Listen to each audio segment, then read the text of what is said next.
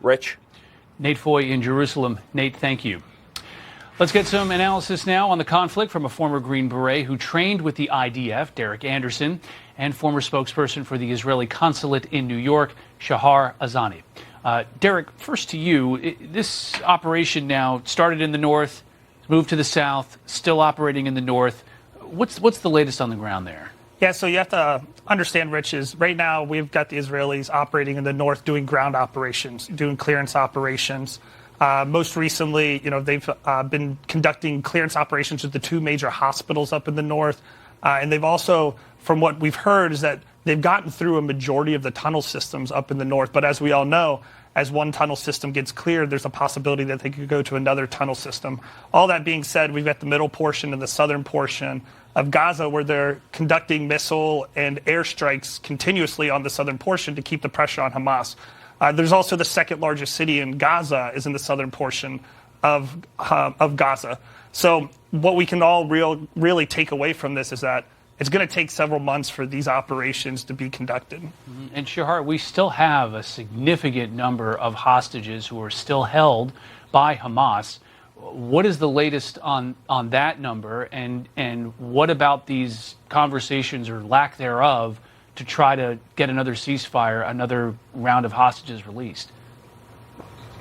Rich, it's truly unbelievable. Over 130 innocent Israelis who've been abducted from their beds on that Saturday morning are still held by the monstrosity of Hamas's captivity, including, by the way, two children, Kfir Bibas, whom we remember as the red-headed baby, who celebrated yesterday his 11th month birthday in captivity, 2 months in captivity, and his brother, 4-year-old. Of course, Israel will do all that it can in order to bring as many of these hostages home.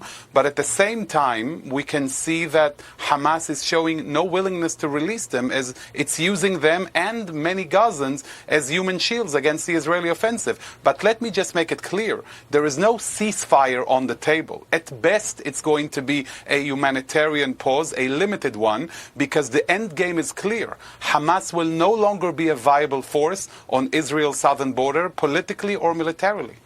Derrick, there was some news out of the White House today that they are creating this this blockade or this multinational naval force to combat these Houthi attacks ongoing in the Red Sea. How effective can that be? And shortly after the administration announced this, we've really only heard that Bahrain, where the U.S. Fifth Fleet is stationed, joined up. We haven't gotten any other commitments from Arab neighbors. What does that say to you? Yeah, I mean, if you look at how the Biden administration's handled their response to the Houthi rebels in general, we've had over 100 attacks on our military installations overseas, including in Syria and Iraq. We've seen the Houthis attacking now civilian and these vessels in the Red Sea 2 months after October 7th. 2 months after.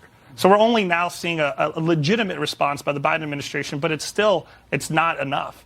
At the end of the day, we're going to continue to see not only our national security be harmed, but also the economic factors of this. Look, we're already seeing these vessels having to redirect outside of the Strait in the Red Sea, which means that it's taking additional time, which means that it costs additional funds, which means that our consumers are having to pay more for their goods.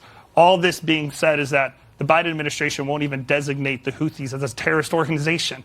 And to date, they have still yet to attack any sort of Houthi rebels that have launched attacks on our military installations. Shahar, we got some news today from the IDF saying that it seized a suitcase or a couple suitcases with about $1 million from a Hamas leader. The fact that they're this flush with cash, I mean, is this a failure of sanctions or what went on here?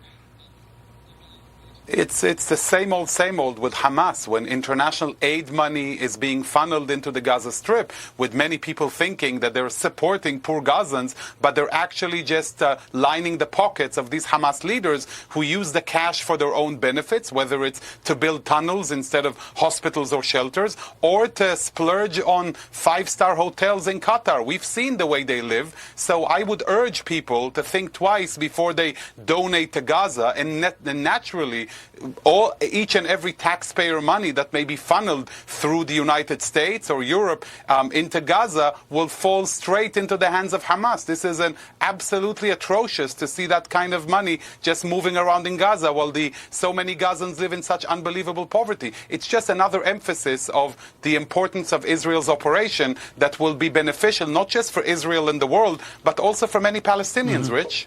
Okay, Shahar Azani, Derrick Anderson, thanks for joining us this evening. Thanks for having me. Thank you very much. Coming up, the federal agencies topping a so-called naughty list of no-shows. Looks like some government workers might be in for stockings